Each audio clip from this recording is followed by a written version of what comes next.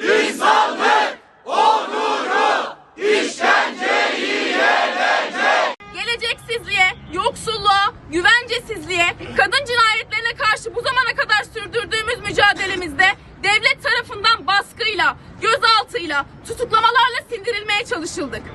Polis aramalarıyla ailelerimize karşı terörize edilmeye çalışıldık. Fakat mücadelemiz katledilen İlayda'nın mücadelesidir. Haklıdır ve meşrudur. Bizi gözaltılarla ve tutuklamalarla engelleyemezsiniz.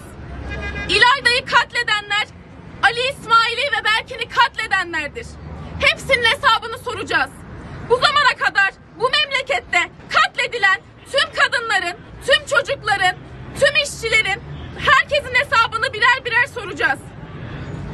İlayda'nın ve katledilen tüm sıra arkadaşlarımızın hesabını gençlik soracak.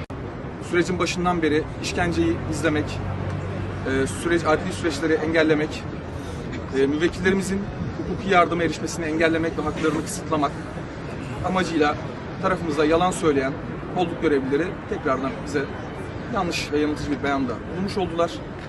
Az önce almış olduğumuz bir bilgiye göre ise iki gözaltı aracı Bağcılar'da bir hastanede imiş. Bu şu demektir, müvekkillerimizin henüz sağlık kontrolleri dahi yapılmamıştır savcılık sevki öncesinde. Bu da şunu gösteriyor ki müvekkillerimiz çok yakın bir zamanda vatan emniyetten çıkartıldılar ya da vatan emniyetten çıkartılıp başka bir alındıktan sonra buraya getirdiler ama her halükarda buraya sevkleri hala tamamlanmış değil.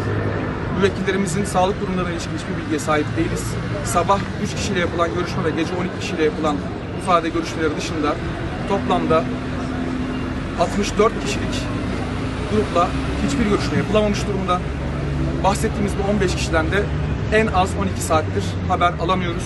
Bu kişiler arasında 2 tane ciddi yaralanma, meslektaşlarım bahsettiler, kafa travması riski olan yaralanmalar olmasına rağmen ne sağlık durumlarına ne de genel bir durumlara dair bir bilgi alamıyoruz. Bu bakımdan emniyeti, müvekkillerimizin başına gelecek her şeyden sorumlu tuttuğumuzu tekrardan beyan ediyoruz. Arkadaşlarını, hayatını kaybeden, öldürülen, devlet, aile şiddeti içerisinde öldürülen arkadaşlarını anmak, onun hakkını aramak için eylem yapan meslek müvekkillerimiz herhangi bir suç işlememiştir. Bunu söylemeyi dahi abes buluyoruz. Ve şunu demek istiyoruz, gerek emniyet, gerek devletin tüm kuvvetleri ne kadar uğraşırlarsa uğraşsınlar, işkence insanlık onuru karşısında yenilecektir.